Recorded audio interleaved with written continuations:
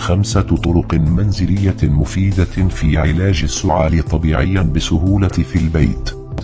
لسعال هو واحد من المشاكل الصحية الأكثر شيوعا، عندما يكون هناك انسداد أو تهيج في الحلق أو الممرات الهوائية العلوية، وعقلك يترجم وجود عنصر دخي، ويقول على جسمك التعامل بالسعال لإزالة هذا العنصر الغريب.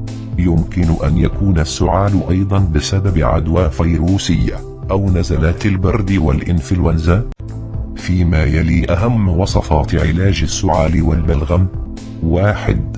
الكركم. عشبة الكركم له تأثير علاجي ممتاز على السعال، وخاصة السعال من النوع الجاف. الطريقة: تسخن نصف كوب من الماء في وعاء حتى يغلي، ثم إضافة ملعقة من مسحوق الكركم وملعقة صغيرة من الفلفل الأسود وملعقة واحدة من العسل. يمكنك أيضا إضافة القرفة العصي. تغلي هذه لمدة 2 إلى 3 دقائق. يشرب ذلك المشروب يوميا حتى تتحسن الحالة. 2. الزنجبيل.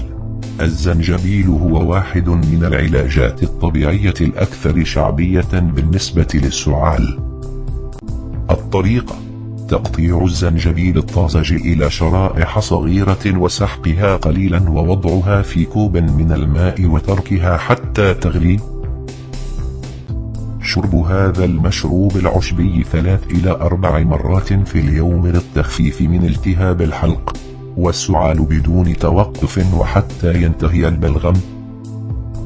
يمكنك أيضا إضافة بعض عصير الليمون والعسل لذلك المشروب. 3. الليمون. الليمون يمكن استخدامه في مجموعة متنوعة من الطرق لعلاج السعال. لليمون لها خصائص يمكن أن تقلل من الالتهابات، وكذلك القدرة على مكافحة العدوى لوجود نسب كبيرة من فيتامين سي. الطريقة: يمكن صنع شراب للسعال بسيط من خلال الجمع بين ملعقتين من عصير الليمون وملعقة من العسل وتسخينه حتى التدفئة، وشرب هذا الشراب الصحي عدة مرات في اليوم. 4. الثوم. الثوم يتميز بوجود مكونات مضادة للجراثيم ومضادة للميكروبات التي تساعد في علاج السعال.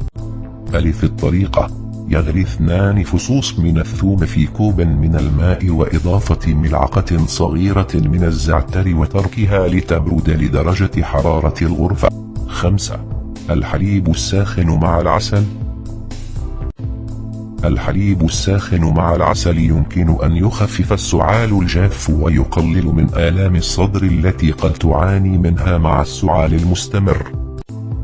للحصول على أفضل النتائج: شربه قبل النوم.